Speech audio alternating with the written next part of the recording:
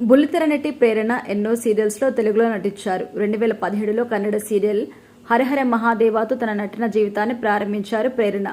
తెలుగులో కృష్ణ ముకుంద మురారి సీరియల్తో పాపులర్ అయ్యారు. రంగనాయకి, ఆనా, physics teacher వంటి కన్నడ సినిమాలు కూడా నటించారు. 2021లో బిగ్ బాస్ సీజన్ 8లో పాల్గొని ప్రేక్షకుల్ని ఆకట్టుకున్నారు. తాజాగా ఆమె ఒక ఇంటర్వ్యూలో హీరోయిన్ రష్మిక గురించి చేసిన కామెంట్స్ ఇప్పుడు వైరల్ అవుతున్నాయి. ఒక ఇంటర్వ్యూలో యాంకర్ రష్మిక మీ ఫ్రెండ్ అని మీరు ఎప్పుడు ఎందుకు చెప్పరు అని ప్రేరణని అడగ్గా ప్రేరణ మాట్లాడుతూ బిగ్ బాస్ లో ఉన్నప్పుడు హీరోయిన్ రష్మిక నా ఫ్రెండ్ అని చెప్పడం నాకు అసలు ఇష్టం లేదు. ఇంటర్వ్యూలో కానీ ఎక్కడ మేమిద్దరం ఫ్రెండ్స్ అన్నమాట బయటికి రాకూడదు అనుకున్నాను.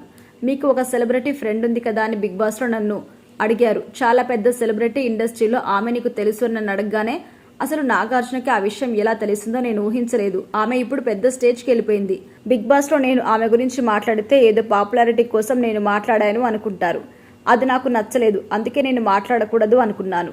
నా ఫ్రెండ్షిప్ ని అడ్డం పెట్టుకుని నేను ఆమె గురించి మాట్లాడడం నాకు ఇష్టం లేదు.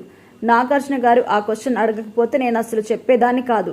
ఇప్పుడు నాకు ఆమె గురించి మాట్లాడడం ఇష్టం లేదు. ఎందుకంటే ఆమె ఇప్పుడు పెద్ద స్టార్ అయిపోయింది. నేనేదో పాపులర్ అవ్వటానికి ఆమె పేరు వాడుకుంటున్నాను అని అందరూ అనుకుంటారు.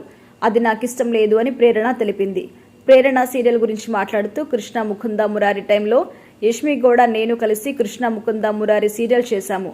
2 సంవత్సరాలు మేము షూటింగ్ చేస్తే చిన్న గొడవ జరిగి మేమిద్దరం మాట్లాడుకోలేదు.